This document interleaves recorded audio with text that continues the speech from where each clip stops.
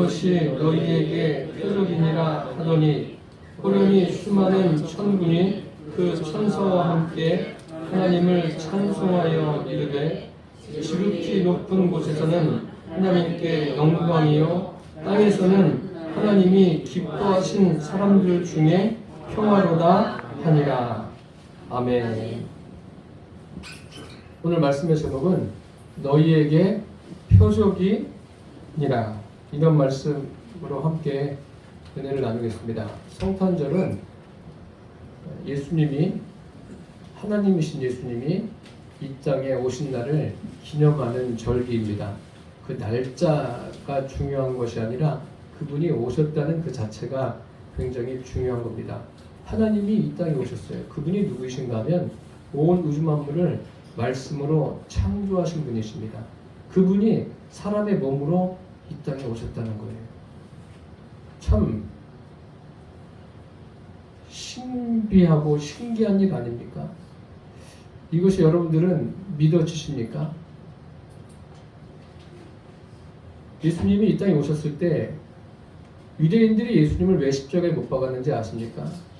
예수님이 하나님이심을 드러내니까 내가 하나님이냐? 그러면서 그들은 믿지 않는 거죠. 믿지 않고 예수님을 십자가에 못 박습니다. 그러니까 예수님을 믿는다는 것은 뭐 강요해도 되는 게 아니라 강요나 어떤 뭐 회유, 또 뭐 협박을 해서 또 잘 설득을 해서 되는 것이 아닙니다. 어떻게 해야지 예수님을 믿게 되는가? 오늘 말씀을 듣고 여러분들이 발견하게 되기를 바랍니다. 성탄절의 그 의미를 제대로 알고 또 지키는 저와 여러분 되었으면 합니다. 첫째로 성탄절은 하나님의 아들이 이 세상에 사람으로 오신 날입니다.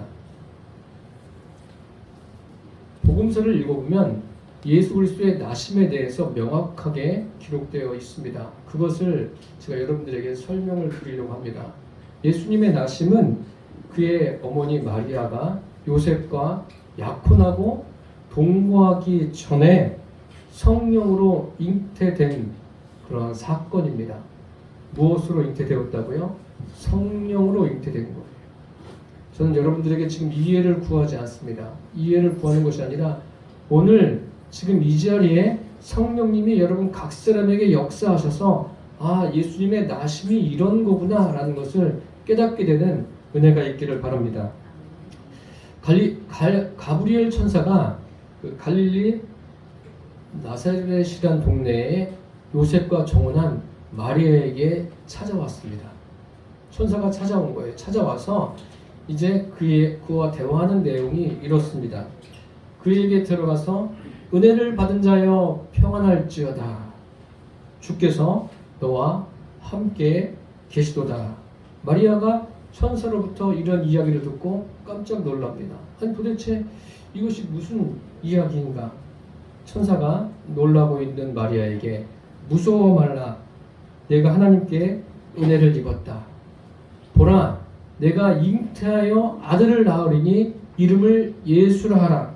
그가 큰 자가 되고 지극히 높으신 하나님의 아들이라 일컬어질 것이요 또 주 하나님께서 그 조상 다윗의 왕위를 그에게 주시리니 영원히 야곱의 집을 왕으로 다스리실 것이며 그 나라가 무궁하리라. 마리아가 이것을 듣고 놀라지 않을 수 있겠습니까? 내가 잉태하여 아들을 낳으리니 그 이름을 예수라 하라. 그는 지극히 높으신 하나님의 아들이시고 야곱의 집을 왕으로 영원토록 다스리실 것이다 라고 하니까 깜짝 놀라는 거죠. 이 사람은 처녀예요. 결혼을 아직 하지 않은 사람, 정혼하고 약혼하고 결혼을 앞둔 사람인데 무슨 이런 말이 가당키나 합니까? 깜짝 놀라는 거죠. 마리아가 말하지 않습니까? 나는 남자를 알지 못합니다. 그런데 어떻게 이런 일이 있을 수가 있겠습니까? 라고 하니까 천사가 그에 대한 답을 이렇게 합니다. 성령이 내게 임하고 지극히 높으신 이의 능력이 너를 덮으리니 그러므로 나실 바 거룩한 이는 하나님의 아들이시다 라고 명확하게 말합니다. 그러면서 무엇을 이야기하냐면 내 친족 엘리사벳이 있지 않느냐. 그 엘리사벳은 나이가 많이 들어서 자녀를 낳을 수 없는데 자녀를 낳게 되었다. 이것이 다 하나님의 역사하심으로 된 것이다. 그래서 대저 하나님의 모든 말씀은 능치 못함이 없다 라고 천사가 마리아에게 이야기합니다. 하나님의 모든 말씀은 능치 못함이 없습니다. 마리아가 그 말을 듣고서 주의 여종이 오니 말씀대로 내게 이루어지이다 라고 하면서 천사의 말을 받아들입니다. 마리아가 이게 이해 차원이 아닙니다. 천사가 나타나서 성령으로 잉태될 것이고 성령으로 잉태된 그 아이는 하나님의 아들이고 예수다라는 것을 일러줍니다. 사람들이 이 부분에서 그렇게 이야기하죠. 이해가 안 되는데 어떻게 믿습니까? 여러분들은 이게 이해가 되십니까? 저도 이해는 안 돼요. 이해는 안 되는데 제가 믿고 있는 것 자체가 참 신비합니다. 그랬대잖아요. 그 예전 분이신데 구봉서 장로님이 성경 공부를 하는데 어떤 젊은 분이 나는 이것을 이해하지 않고는 믿지 못하겠습니다. 이해가 되지 않습니다. 그러니까 구봉서 장로님이 너 좀 가만히 있어봐라. 그 마리아 남편 요셉도 이해하고 살았는데 내가 뭐가 이해가 안 된다고 믿지 못하냐. 그러면서 그 성경 공부가 중단된 것을 다시 이어갔다고 합니다. 하나님은 마리아에게만 말씀하신 게 아닙니다. 그의 남편 요셉에게도 말씀하십니다. 요셉에게 현몽했다고 그랬어요. 꿈에 나타났습니다. 나타나서 요셉에게 이렇게 이야기하죠. 요셉이 어떤 생각을 했냐면 아내가 결혼도 안 했는데 자녀를 잉태했어요. 그럼 그 당시 법으로 하면 죽음입니다. 돌에 맞아 죽는 거예요. 그러니까 이러지 말고 내가 파혼을 해야 되겠다. 그리고 조용하게 해결해야 되겠다. 그런 생각을 하고 있는데 주의 사자가 꿈에 나타나서 요셉에게 말하죠. 요셉아, 내 아내 데려오는 것을 무서워하지 말라. 그러면서 이렇게 이야기합니다. 그에게 잉태된 자는 성령으로 잉태된 것이다. 그 남편에게도 그렇게 이야기합니다. 아들을 낳으리니 이름을 예수라 하라.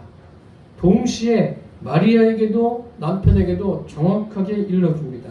그러면서 그가 자기 백성을 그들의 죄에서 구원할 자이시다 라는 것을 말해줍니다.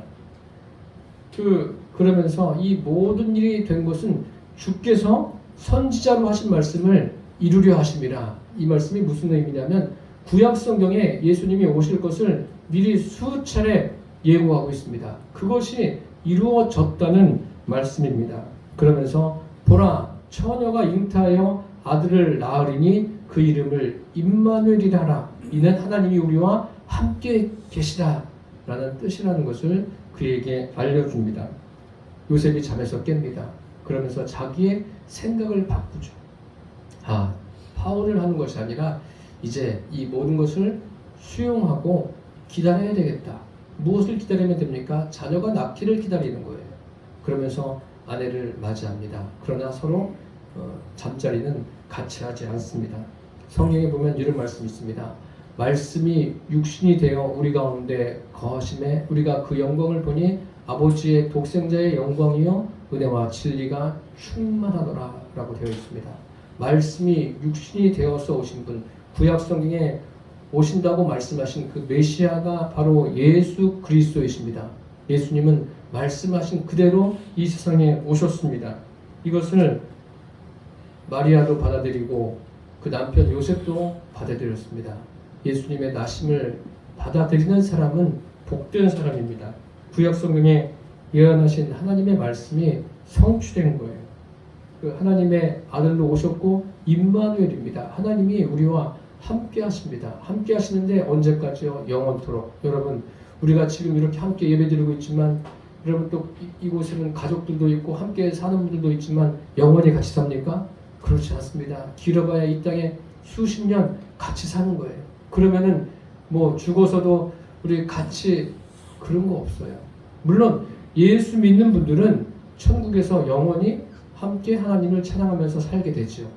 영원히 우리를 이끌 수 있는 분은 우리 안에 계신 성령님 외에는 없습니다.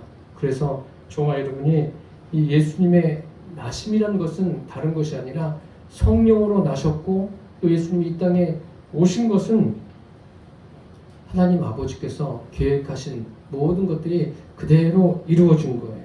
오셔서 십자가에서 고난받으시고 또 무덤에 죽으시고 무덤에 장사되지 않습니까? 장사된 지 사흘 만에 부활하세요. 다시 사십니다. 그리고 제자들과 40일을 같이 계시다가 하늘로 승천하시면서 아버지의 약속하신 보혜사가 오실 것을 말씀해 주십니다. 그리고 그 보혜사가 오셔서 보혜사는 성령님이십니다. 성령님이 오셔서 예수님의 탄생에 대해서 우리에게 깨닫게 하시고 알게 하시고 믿게 하십니다.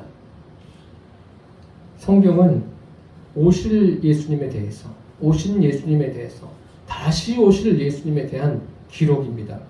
예수님의 오심은 하나님과 사람을 화목케 하기 위해서 이 땅에 오셨습니다. 그래서 누구든지 예수님을 주님으로 영접하는 사람은 하나님과 화목하게 된 사람이에요. 영생을 얻은 사람이고 천국을 기업으로 받은 사람입니다. 이러한 믿음이 우리 심령에 정착되어지기를 바랍니다. 둘째로 성탄을 여러 사람에게 알리셨습니다. 예수님이 성령으로 잉태되셨음을 당사자인 마리아에게 또 그 남편인 요셉에게 알리셨습니다. 그것으로 끝난 게 아닙니다. 이제 성경에 보니까 목자들에게도 알리셨고 또 동방에 있는 박사들에게도 알리셨습니다. 목자들이 밤에 양을 지키고 있었습니다. 지금이야 뭐 목축업 이런 식으로 이야기하고 있지만 옛날에 목자라는 것은 그렇게 사람들에게 환영받지 못하는 일이었습니다. 그러니까 목자들은 환영받지 못할 뿐만 아니라 사람들이 목자들을 그렇게 뭐 존중을 한다거나 목자들을 보면서 야 참 귀한 일을 하는구나 이렇게 생각하지 않았습니다. 그 천시 여겼던 거죠. 그들이 밤에 양을 치는데 목축업을 하고 있는데 주의 사자가 그들에게 나타났어요. 주의 영광이 그들에게 비춥니다. 그러니 생각해 보십시오. 밤에 갑자기 밝아지고 희한한 일이 일어나면은 사람들이 얼마나 깜짝 놀라겠습니까? 두렵고 또 놀랍고. 그런데 천사들이 나타나서 그들에게 말하죠. 무서워하지 말라. 무서워하지 말라. 먼저 그들의 마음을 안심시킵니다. 그러면서 그들에게 말하죠. 내가 온 백성에게 미칠 큰 기쁨의 좋은 소식을 너희에게 전하노라. 온 백성에게 미칠 소식이라는 거예요. 온 백성에게 미칠 좋은 소식이 무엇이겠습니까? 코로나도 보십시오. 온 백성에게 미친 거 아니에요? 그것도 온 세상, 전 세계 뭐 영향을 받지 않는 것이 없지 않았습니까? 마찬가지로 예수님의 오심은 뭐예요? 온 세상에게 미치는 거예요. 온 세상에게. 그리고 큰 기쁨이에요. 여러분 인생을 살면서 기쁨이 뭐예요? 여러분들 한번 돌아보세요. 자녀가 뭐 원하는 것을 이룰 때, 또 내가 원하는 것을 성취했을 때, 어떤 물질적으로 어떤 것을 얻었을 때, 기쁨은 기쁨이죠. 기쁨인데 그게 뭐 큰 기쁨이다. 그리고 그 기쁨이 뭐 지금까지 계속 지속됩니까? 이 땅에서 얻는 기쁨은요, 지속적인 기쁨이 아니라 한시적인 기쁨이에요. 그런데 지금 주님이 말씀하시는 이 큰 기쁨은 무슨 기쁨이냐면 사라지지 않는, 그것을 경험한 후부터 지속되는 그런 기쁨을 말하는 거예요. 그 큰 기쁨의 좋은 소식입니다. 가장 최고로 좋은 소식이에요. 왜 이렇게 지금 천사가 목자들에게 이야기하고 있습니까? 목자들은 공부를 한 사람이 아니에요. 사람들이 볼 때 저 사람은 참 학문도 없고 무식하다 그렇게 이야기할 거 아닙니까? 그 당시 기준으로 볼 때. 그런데 그들에게 이야기하고 있는 거예요. 근데 그들이 지금 듣고 있어요. 아, 그래, 도대체 온 세상에게 미칠 그 큰 기쁨의 좋은 소식이 도대체 무엇일까? 그렇게 생각하지 않겠습니까? 그때 천사들이 말합니다. 오늘 다윗이 동네에 너희를 위하여 구주가 나셨으니 곧 그리스도 주시니라. 너희가 가서 강보에 쌓여 구유에 누워있는 아기를 보리니 이것이 너희에게 표적이니라. 아주 정확하게 말씀하고 계십니다.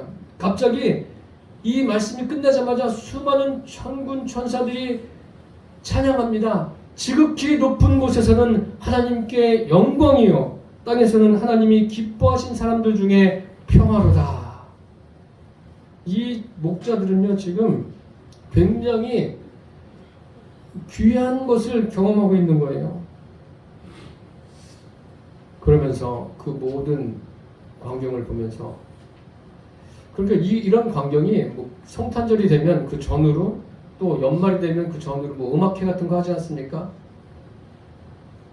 그 음악회하고는 비교할 수 없는 지금 음악회가 벌어진 거예요. 천군 천사들이 주님을 높여드리고 있지 않습니까? 그러면서 목자들이 천군 천사들이 올라갔어요. 상황은 다 없어졌어요. 이제 캄캄하고 별이 반짝반짝거리는 그 밤입니다. 목자들이 서로 말합니다. 아니 이제 우리가 이 일을 보러 갑시다. 서둘러요. 굉장히 빠르게 서두릅니다. 가요. 가서 봤는데 요셉과 마리아와 구유에 누인 아기를 봅니다. 강보에 쌓여 구유에 누인 아기를 보리니 이것이 너희에게 표적이니라. 그 말씀이 생각나는 거예요. 그러면서 자기들이 경험했던 목자가 자기들이 경험했던 일들을 요셉과 마리아에게 전해줍니다. 그들이 깜짝 놀랐죠. 성경에 보니까 누가복음 2장 19절에는 이런 말씀이 기록되어 있어요. 마리아가 그것을 마음에 두었다. 마음에 두고 생각했다. 마음에 둘 것 없어요. 아 하나님이 이렇게 하시는구나. 그냥 믿음으로 수용하고 기대를 가지면 되는 거예요. 그런데 그냥 마음에 두었다. 그렇게만 되어 있습니다. 참 이렇게 목자들에게 알리신 하나님은 이 사건을 동방에 있는 박사들에게 알리십니다. 성경에는 동방에 있는 박사라고 되어 있는데 이것을 헬라어 원어로 보니까 마고이라고 되어 있습니다. 마고이는 그 바벨론의 그런 언어입니다. 그래서 뭐 의사 이 뜻이 뭐가 있냐면 뭐 현자, 교사, 제사장, 점성가, 예언자, 해몽가 이렇게 사용하고 있습니다. 그런데 여기에서 사용한 것은 어떤 의미에 가깝냐면 하늘의 별자리를 보고 미래를 예측하는 점성가. 그러니까 어떤 영어 성경에는 이렇게 기록되어 있어요. 이 사람들에 대해서 우리는 한글 성경에 동방 박사라고 되어 있죠. 참 폼나게 기록되어 있습니다. 동방 박사. 저 그래서 어릴 때는 이 사람들이 무슨 박사인 줄 알았어요. 그런데 그게 아니에요. 점성가에 더 가까운 거예요. 그게 맞는 거예요. 이 사람들이 헤롯 왕 때 찾아와요.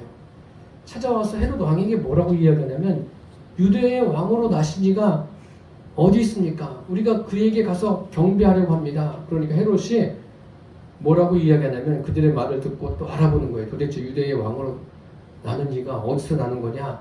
그거를 박사들에게 이야기해서 듣습니다. 그러면서 그들에게 이야기합니다. 너희들이 가서 그 아이를 찾고 경배하고는 나에게로 일러줘라. 나도 가서 그들에게 경배할 것이다. 이렇게 이야기합니다.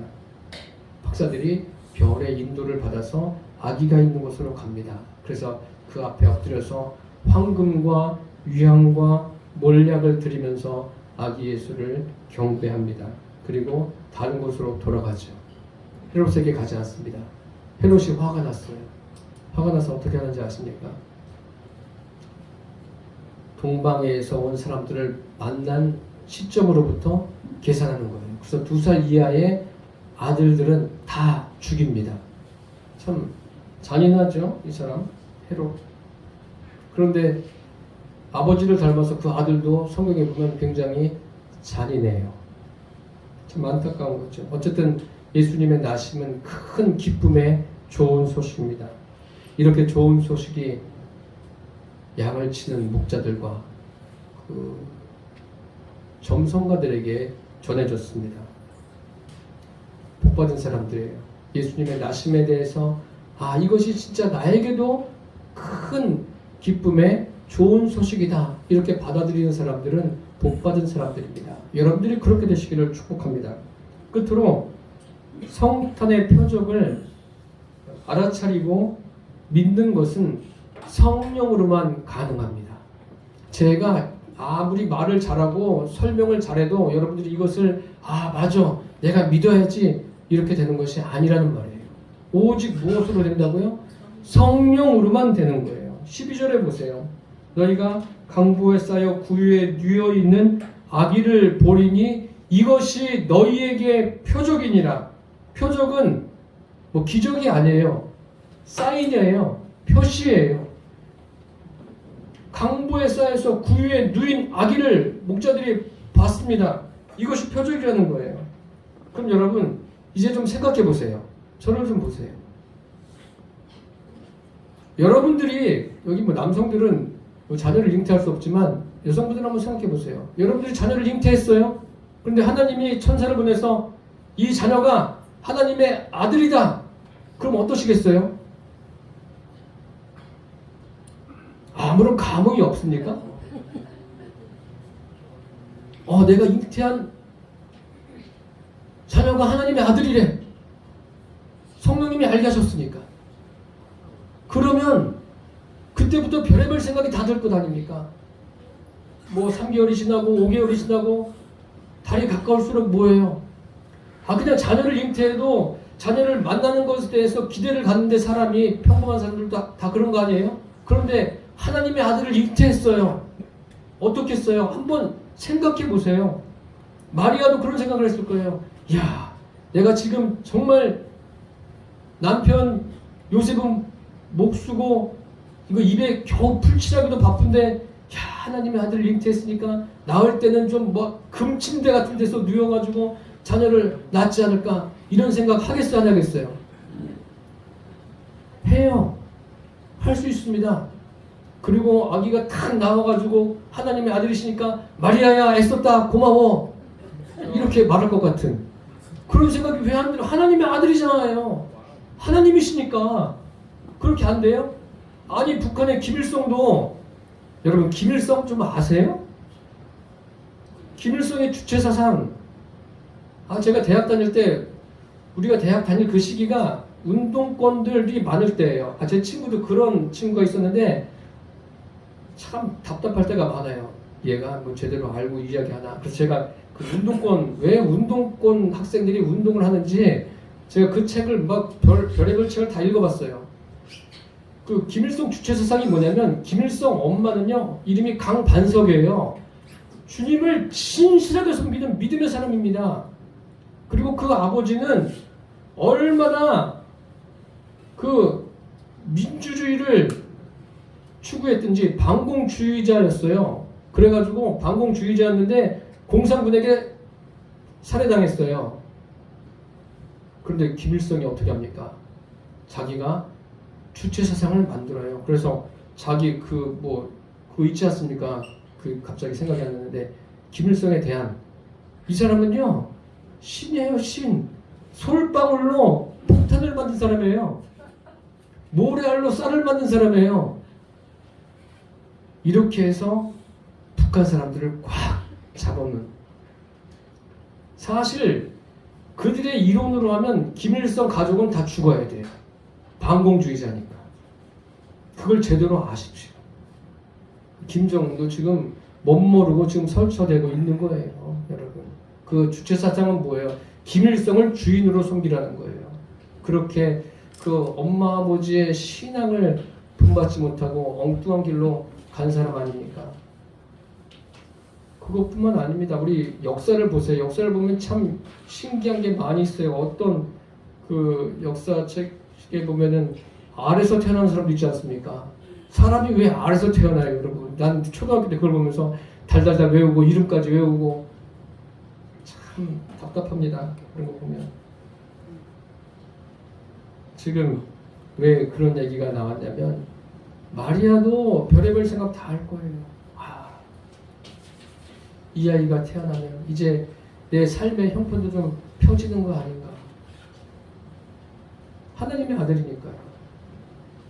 근데 그것은 그렇게 생각한다는 것은 생각할 수 있는데 그렇게 생각한다는 것은 마리아 자신도 물론 천사로부터 성령으로 잉태된다는 것을 들었지만 그거에 대한 믿음이 그 정립이 안 된 거예요. 제대로. 얼마나 가난했냐면 여관에 갈 비용도 없는 거예요. 여기 계신 분들 중에서 마구간에서 태어난 분 계세요? 없잖아요. 예수님은 강보에 쌓여서 구유에서 태어났어요. 그런 분이십니다. 그런데 이분이 하나님의 아들이다. 이것을 믿게 하는 게 누구예요? 성령이라는 거예요. 목자들은 믿었어요. 목자들은. 얼마나 대단한 분들이에요. 지금 보세요. 예수님 믿으라고 하면 안 믿어요. 목자만도 못한 거예요. 그런데 왜 안 믿느냐? 저는 그 이유를 알고 있어요. 그 이유를 오늘 제가 말씀드릴 거예요. 이 시대의 목자들은, 동방 박사들은 사람들에게 존경받는 인물들은 아니에요. 그 시대의 기준으로 천대받는 사람들이죠. 그러면은 왜 하나님께서 좀 왕에게 알렸으면 왕이 야 이분이 하나님의 아들이다 너희들 다 믿어 뭐 이렇게 될 텐데 이 사람들은 별로 영향력이 없는 사람들인데 그 목자나 동방 박사에게 알리신 이유가 있지 않겠습니까? 하나님은요 인간 예수를 보고는 하나님으로 믿을 수 없게끔 만드셨어요. 무슨 말씀인지 이해가 되십니까?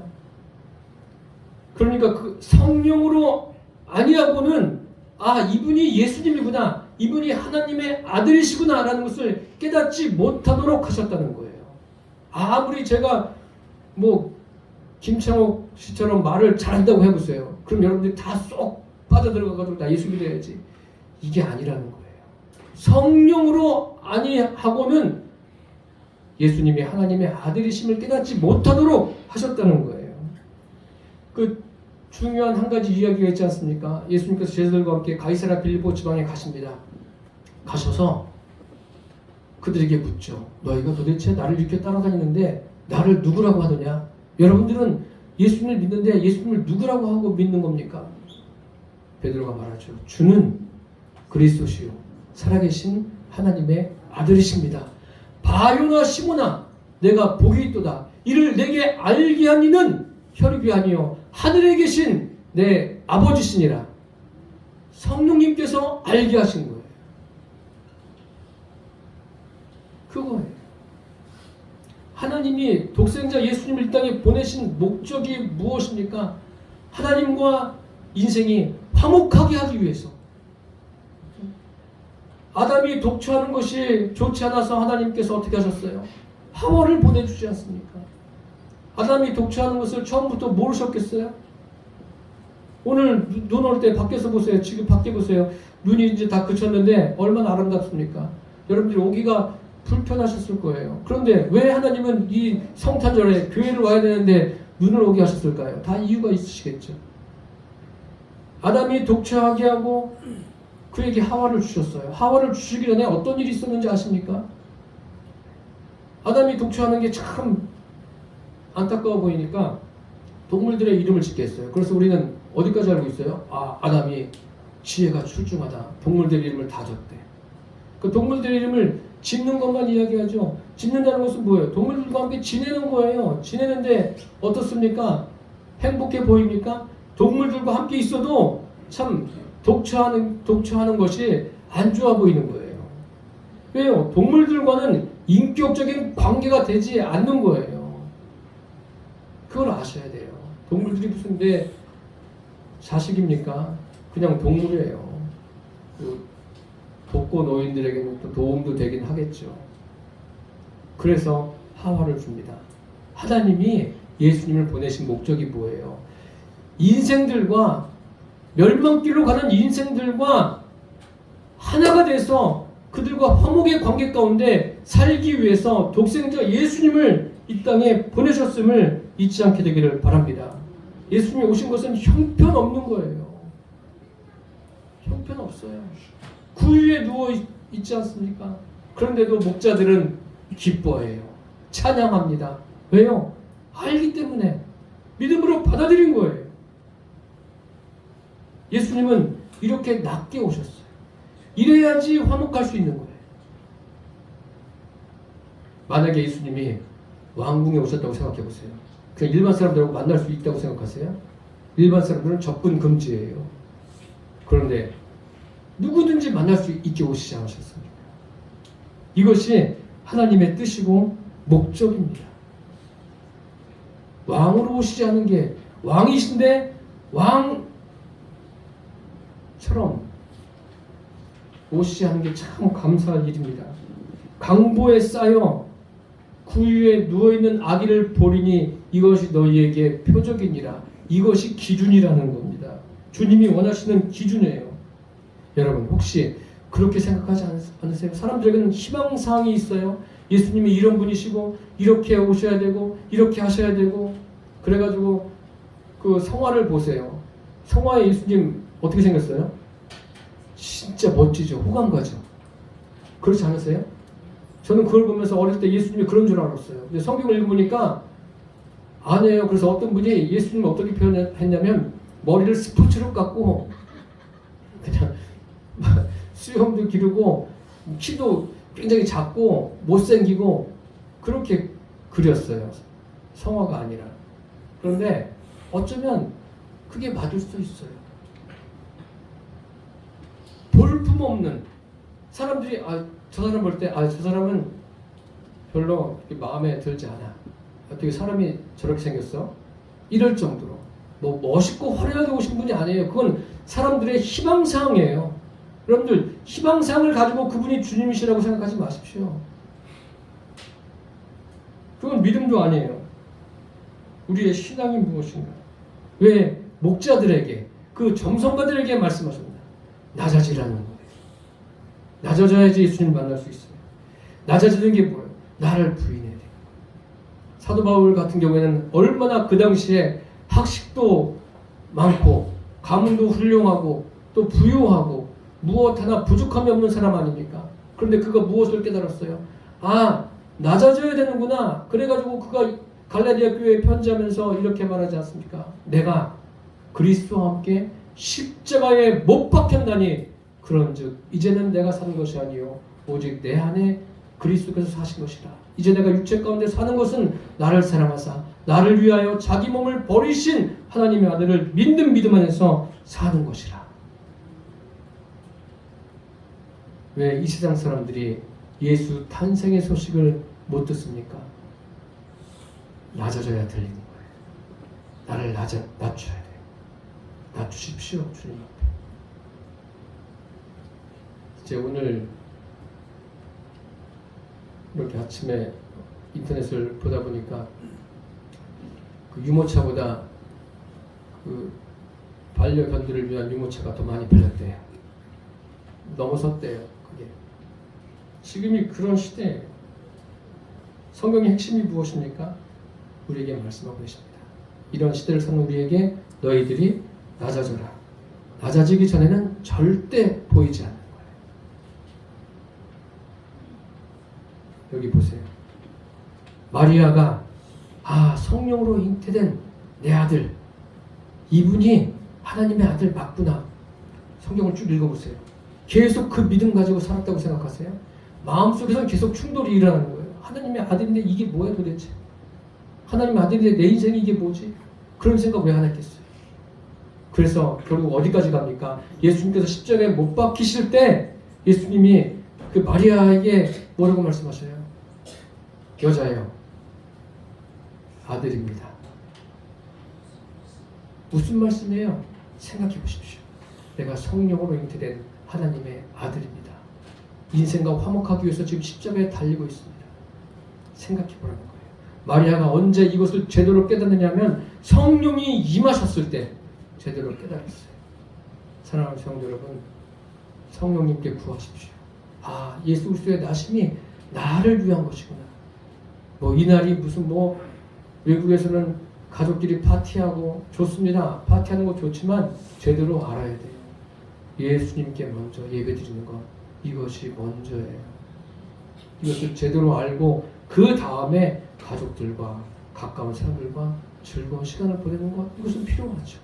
이것을 제대로 알고 여러분들이 주님을 끝까지 잘 섬기게 되기를 바랍니다.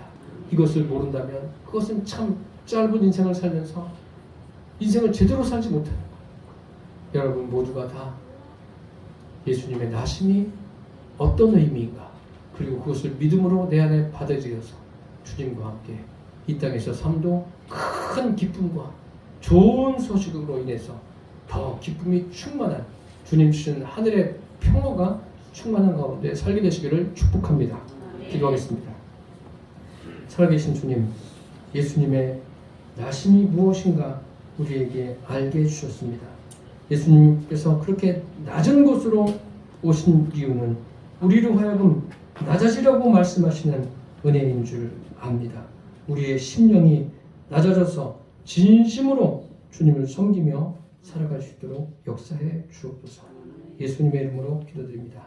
아멘.